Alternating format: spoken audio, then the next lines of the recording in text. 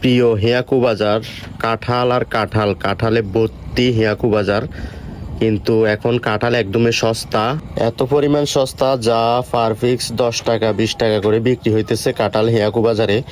আমি আসতেছি বাইরের থেকে, বাট ওইদিকে বৃষ্টি নাই, কিন্তু হিয়াকু দেখতেছি প্রচুর বৃষ্টি হয়েছে। অনেক সেফলি ড্রাইভ করতে হবে, কারণ রাস্তা অনেক পিছল হয়ে আছে। হিয়াকু বাজারের আশপাশ থেকে যারা দেখতেছেন অবশ্যই ভিডিওটা বেশি বেশি শেয়ার করে দিবেন, আমাদের প্রবাসী ভাইদের দেখার সুযোগ করে দিবেন।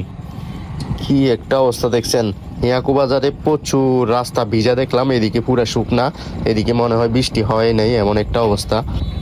আপনাদের ব্যাকের বাজারটাও একটু দেখানোর চেষ্টা করি আজকের ভিডিওতে, কারণ ব্যাকের বাজার তেমন একটা ভিডিও করা হয় নাই।